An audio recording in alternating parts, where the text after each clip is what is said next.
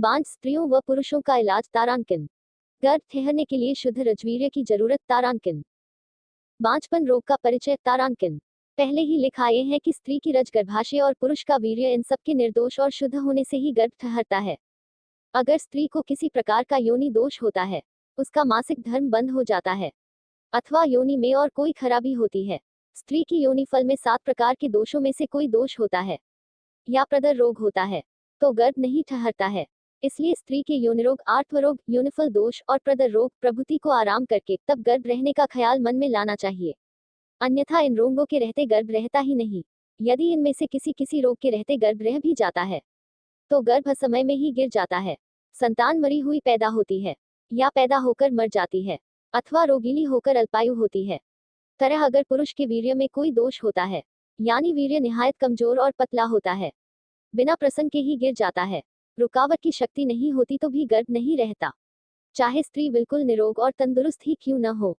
गर्भ रहने के लिए जिस तरह स्त्री का निरोग रहना जरूरी है, उसके रज, योनि, गर्भाशय आदि का शुद्ध रहना जरूरी है, वैसे ही पुरुष के वीर्य का निर्दोष, गाढ़ा और पुष्ट होना परमावश्यक है। जो लोग यह समझते हैं कि बांझ होने के दोष स्त्रियों में ही होते हैं, मर्दों में नहीं, इसी वजह से वही या घर के बड़ी बूढ़ी, बच्चा न होने पर, गर्भ स्थित न होने पर बहुओं को गंडे, ताबीज और बाबाओं की फिक्र करती हैं, और अनेक तरह के कुपचन सुनाती हैं, ताने मारती हैं, और सुबह होते ही उनका चेहरा देखने को मनहूस समझती हैं, पाप समझती हैं, और अपने सपूतों के दोषों पर जरा भी ध्यान नहीं जाता है। जबकि पुरुष के वीर्य में दोष रहने से स्त्री के गर्भ रहने योग्य होने पर भी गर्भ नहीं ठहरता है। हमने अनेक स्त्री पुरुषों के रज और वीर्य की परीक्षा करके उनमें अगर दोष मिटाकर गर्भोत्पादक औषधियां खिलाई और ठीक फल पाया और संतानें पैदा हुई।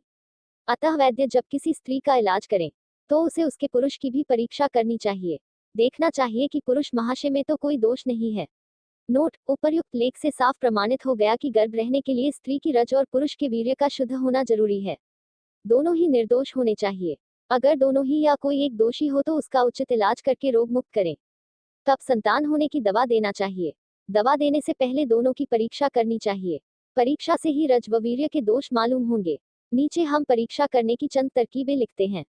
स्त्री पुरुष के बांझपने की परीक्षा विधि तारांकिन। पहली परीक्षा: जिस पुरुष का वीर्य पानी में डालने से न डूबे और जिसके पेशाब करने में झाग उठते हो उसे मर्द समझो। जिसका बीज पानी में डूब जाए और पेशाब करने में झाग न उठे, उसे नामर्द या नपुंसक समझना चाहिए। दूसरे ग्रंथकार लिखते हैं कि अगर पुरुष का वीर्य पानी में गिरते ही डूब जाए, उसे गर्भाधान योग्य समझना चाहिए। हमने परीक्षा करके भी इसी बात को ठीक पाया है। हाँ, पेशाब में झाग उठना बेशक मर्दांगी की निशानी है। दूसरे ग्रंथ में लिखा है कि 2 अलग अलग गमले लेकर उन पर जौ या गेहूं के साथ 7 दाने बो दे। फिर उन 2 गमलों में से एक में स्त्री व दूसरे में पुरुष अलग अलग 7 दिन तक पेशाब करें। जिसके गमले के दाने उगाए वह बांझ नहीं है, यानी वह गर्भाधान योग्य है, और जिसके गमले के दाने न उगे उसे बांझ समझना चाहिए।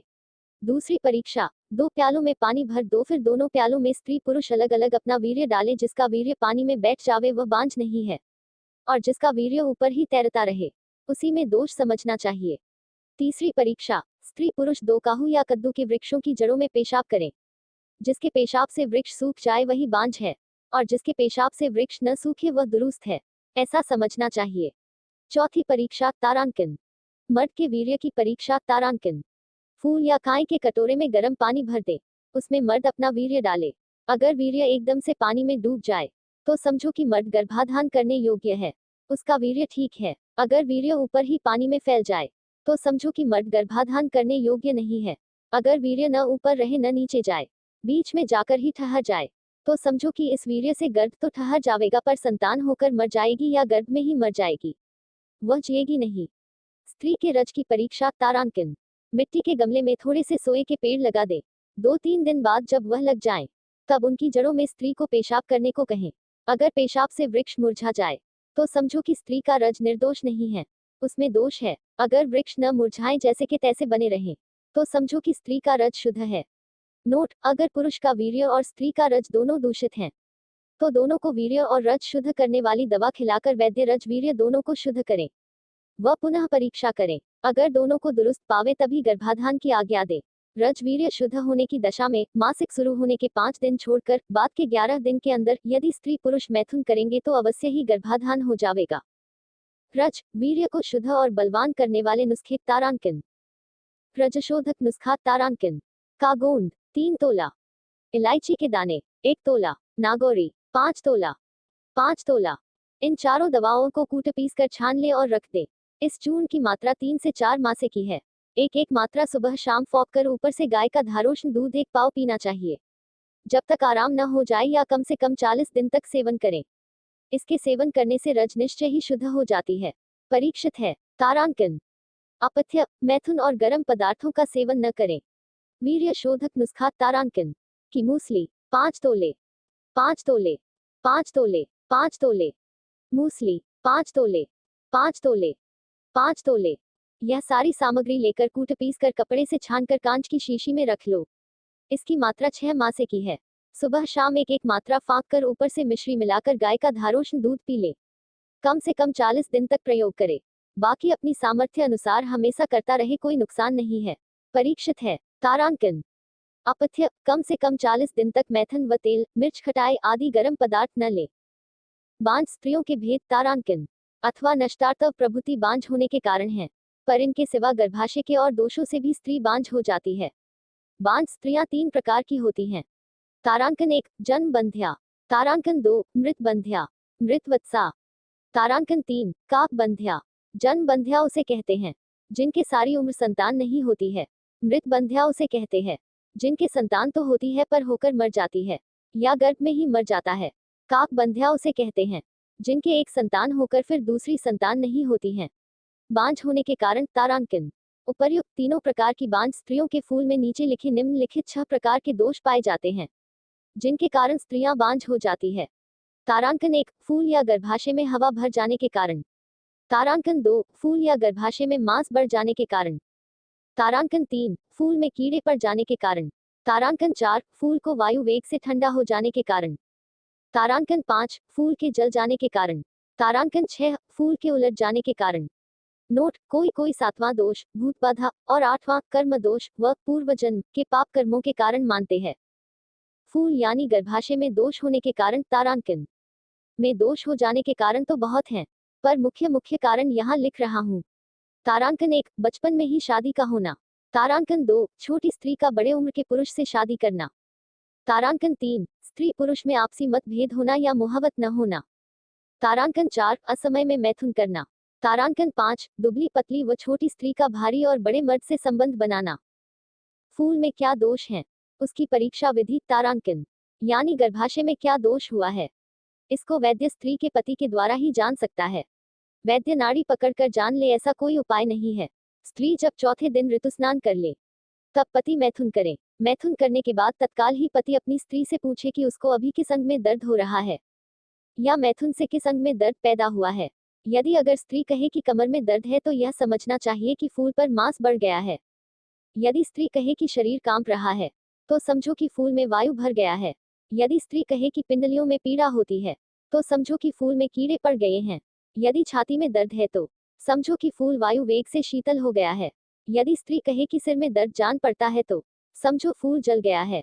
अगर जांघों में दर्द कहे तो कि फूल उलट गया है, यानी फूल का मुंह इधर उधर घूम गया है। वैदक को यही समझना चाहिए। मैथुन करने के बाद स्त्री यदि कहे कि तारांकिन।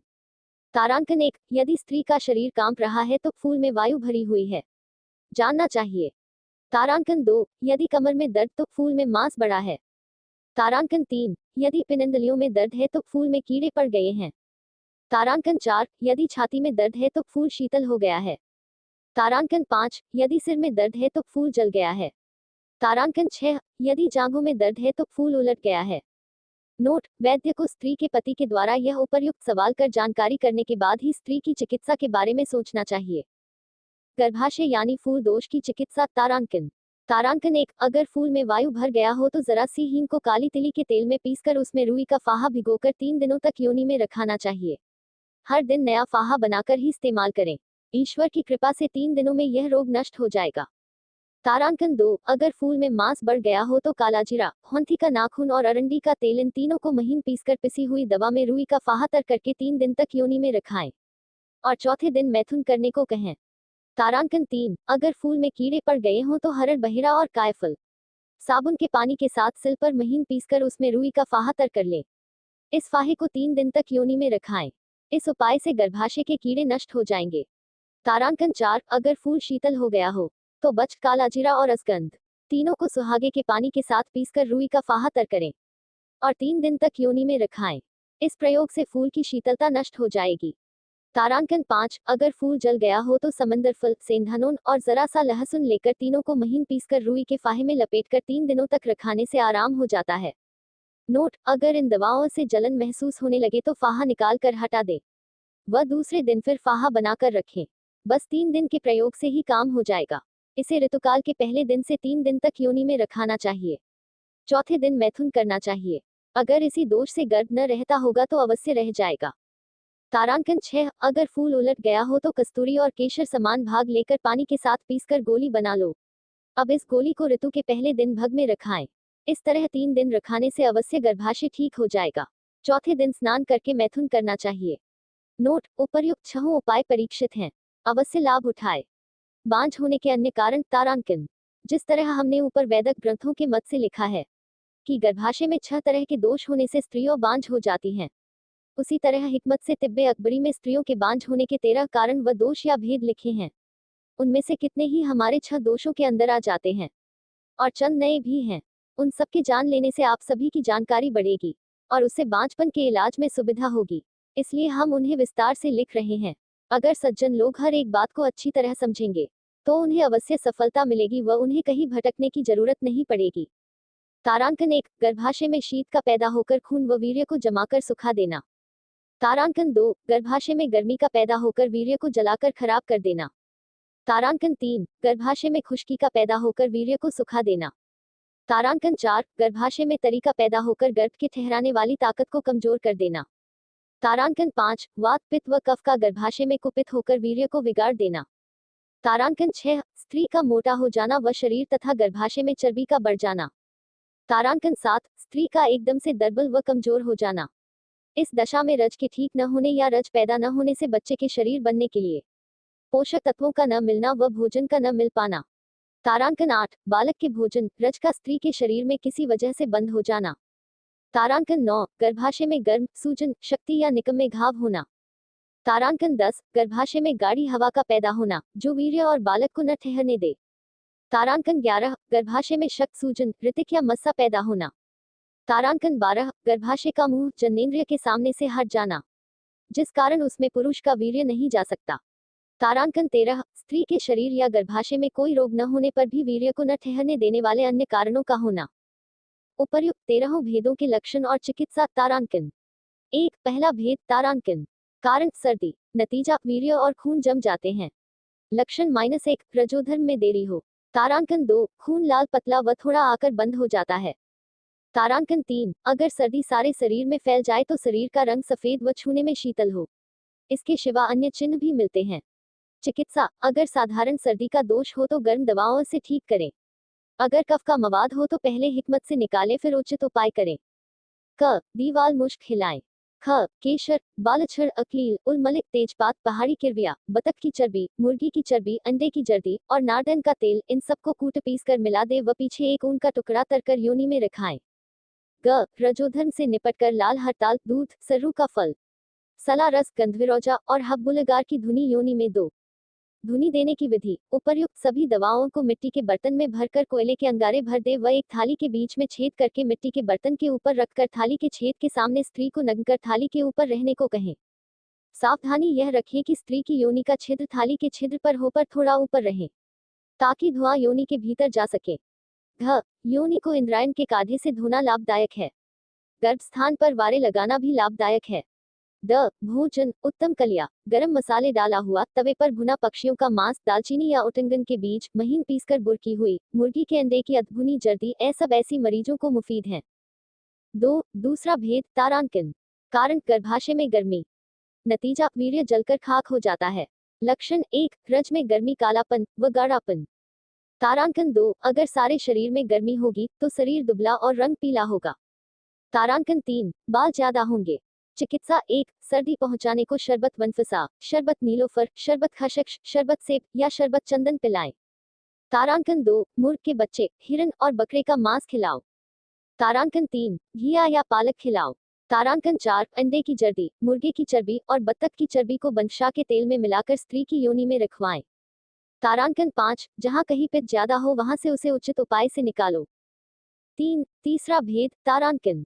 कारण गर्भाशय में खुश्की। नतीजा वीर्य सूख जाता है। लक्षण 1 स्त्री रज स्वला होगी, पर बहुत कम। तारांकन 2 अगर सारे शरीर में खुश्की हो तो शरीर दुबला और शरीर निर्बल हो, विशेष खुश्की से शरीर की खाल सूखी सी होगी। तारांकन 3 मूत्रस्थान सदा सूखा रहे। चिकित्सा 1 शरबत वंशा और शरबत नीलोफर पिलाओ। तारांकन 2 घिया और नीलोफर का तेल तथा बतख और मुर्गी की चर्बी मसाने और योनि पर मलो। तारांकन 3 पार का गूदा, गाय का घी, स्त्री का दूध, इन तीनों को मिलाकर रख लो। फिर इसमें कपड़ा सानकर स्त्री की योनि पर रखाएं। चौथा भेद तारांकन। कारण गर्भाशय में तरी। नतीजा गर्भाशय की शक्ति नष्ट हो जाती है, इस कारण उसमें वीर्य नहीं ठहर सकता। लक्षण 1 सदा गर्भाशय से तरी बहती रहे। तारांकन 2 गर्भ ठहरे तो क्षीण हो जाए और बहुधा 3 मास से अधिक न ठहरे। चिकित्सा 1 तरी निकालने को यार जात पिलाओ। तारांकन 2 इस रोग में वमन कराना मुफीद है। तारांकन 3 सूखे भोजन दो, जैसे कबाब गरम और सूखे मसाले मिलाकर। तारांकन 4 इंद्रायण का गूदा, अजरूस, सोया, तुतरुक, बूल, केशर और अगर, इन सबको महीन पीसकर शहद में मिला ले। फिर इसमें ऊन का टुकड़ा तरकर योनि में रखाएं। तारांकन 5 गुलाब के फूल, अजफारुतीप, सातर, बालछड़, सुक और तज, इनका काढ़ा बनाकर इससे गर्भाशय में हुक्ना करो। पांचवा भेद तारांकन। कारण वात, पित्त या कफ। नतीजा गर्भाशय व वीर्य का बिगड़ जाना। लक्षण 1 कफ का दोष होने से सफेद व पित्त का दोष होने से पीली एवं बादी का दोष होने से काली तरी निकलती है। नोट, यह विषय पहले आ चुका है, पर पाठक गण की सुविधा हेतु यहाँ भी लिख दिया गया है। चिकित्सा 1 सारा मवाद निकालने के लिए पीने की दवा देना चाहिए। तारांकन 2 गर्भाशय शुद्ध करने के हिकमत करो। छठवां भेद तारांकन। कारण शरीर का मोटा हो जाना। नतीजा गर्भाशय में चर्बी का बढ़ना। लक्षण 1 पेट जरूरत से ज्यादा ऊंचा व बड़ा हो जाना। तारांकन 2 चलने फिरने से श्वास रुके। तारांकन 3 जरा भी बादी और मल पेट में जमा हो तो बड़ा कष्ट हो। तारांकन 4 मूत्रस्थान या योनि द्वार छोटा हो जाए। तारांकन 5 अगर गर्भ रह भी जाए तो बढ़ने पर गिर जाए। चिकित्सा 1 बदन दुबला करने का फस खोलो, यानी दुबले करने के उपाय करें। तारांकन 2 जुलाब दो। तारांकन 3 भोजन कम दो। तारांकन 4 इत्री फल और कमूनी प्रभृति खुश्क चीजें खिलाएं। सातवां भेद तारांकन। कारण दुबलापन। नतीजा स्त्री के ज्यादा कमजोर होने से बच्चे के अंग बनने को मैला फोक न रहे और रज के न बनने से गर्भगत बच्चे को भोजन आदि न मिल पाना। चिकित्सा 1 स्त्री को मोटा करने के लिए दूध, घी एवं अन्य पुष्टिकारक भोजन देना चाहिए। तारांकन 2 खूब आराम कराओ। तारांकन 3 चिंता आदि न लगने दो। तारांकन 4 खून बढ़ाने वाली दवाएं दो। आठवां भेद तारांकन। कारण रज का न बनना। नतीजा रजोधर्म न होना। चिकित्सा 1 रजोधर्म जारी करने वाली दवाएं दो। तारांकन 2 मालकांगनी, राय, विजयासार की लकड़ी और दूधिया वच, इन चारों को बराबर दो लेकर और कूट पीस कर कपड़े से छान लो। इसकी मात्रा 3 मासे की है। सुबह शाम शीतल जल या शीतल कच्चे दूध से लेना चाहिए। यह नुस्खा व नीचे 3 नम की बत्ती दोनों को एक साथ प्रयोग करने पर रजोधर्म होने लगता है। वैदक का कितने ही बार का परीक्षित है। तारांकन 3 कड़वी तुबी के बीज, दंती, बड़ी पीपा, पुराना गुड़, मैनफल, सुरा बीज और जवाखार, इन सबको बराबर मात्रा में लेकर कूट पीस कर छान लो। फिर इस चूर्ण को थुहर सेहूड़ के दूध में पीसकर छोटी उंगली के समान बत्ती बनाकर छाया में सुखा ले। इसमें से एक बत्ती रोज गर्भाशय के मुख पर योनि में रखने से मासिक धर्म खुल जाता है। परीक्षित है। तारांकन। नोट, याद रखें गर्म मिजाज वाली स्त्री को उपर्युक्त चूर्ण फायदा नहीं करेगा। गर्म मिजाज की स्त्री को खून बढ़ाने वाले जैसे दूध, घी, मिश्री, अनार आदि रस युक्त फलों का सेवन कराकर खून बढ़ाकर फिर नुस्खा नम 3 की बत्ती बनाकर रखाने से रजोधर्म चालू हो जाता है। मासिक न होने वाली स्त्री को मछली, काले तिल, उड़द और सिरका प्रभृति हितकारी हैं। गर्म प्रकृति होने से माहवारी खून सूख जाता है, तब वह स्त्री दुबली हो जाती है, शरीर में गर्मी लगती है एवं खून की कमी के और भी लक्षण दिखते हैं। इस दशा में खून बढ़ाने वाले पदार्थ खिलाकर स्त्री को पुष्ट करना चाहिए। पीछे मासिक खोलने की चेष्टा करनी चाहिए। तारांकन 4 घर में बहुत दिनों की बंधी हुई आम के पत्तों की बंधनवार मोटा मसल कर जल में पकाकर छानकर पिलाने से नष्ट हुआ रजोधर्म फिर से होने लगता है। तारांकन 5 लाल गुड़हल के फूलों को कांजी के साथ पीसकर पिलाने से रजोदर्शन हो जाता है। तारांकन 6 मालकांगनी के पत्ते भूनकर कांजी के साथ पीसकर पीने से रजोदर्शन होता है। तारांकन 7 कमल की जड़ को पीसकर खाने से रजोदर्शन होता है। तारांकन 8, सुरा बीज को शीतल जल के साथ पीने से रजोदर्शन होता है। नोट, शराब खिंच जाने के बाद नीचे जो पदार्थ बचते हैं उसे सुरा बीज कहते हैं। 9, नवा भेद तारांकन। कारण गर्भाशय में गर्म, सूजन, कठोरता या निकम में घाव आदि। नतीजा, गर्भ में न ठहरे। तारांकन। चिकित्सा। तारांकन, रोगानुसार इलाज करें। 10, 10वां भेद तारांकन। कारण गर्भाशय में गाढ़ी हवा। नतीजा, वीर्य और बालक गर्भ में न ठहरे। लक्षण 1, पेड़ू सदा फूला रहे। तारांकन 2, बादी की चीजों से तकलीफ हो। तारांकन 3, अगर गर्भ ठहर भी जाए तो बढ़ने से पहले गिर जाए। तारांकन 4, मैथुन के समय योनि से हवा की आवाज उसी तरह आए जैसे गुदा से आती है। चिकित्सा। तारांकन। तारांकन 1, अर्क गुलाब, अर्क सौंफ तथा गुलकंद आदि का सेवन कराएं। तारांकन 2, गिलाश लगाओ। तारांकन 3, गरम माजून दो। तारांकन 4, बादी का नाश करने वाले तेल, लेप और खाने की दवा दो। तारांकन 5, वायु बढ़ाने वाले पदार्थों से परहेज कराएं। तारांकन 6, नीचे लिखी माजून बादी नाश करने की अच्छी दवा है, बनाकर इसका सेवन कराएं।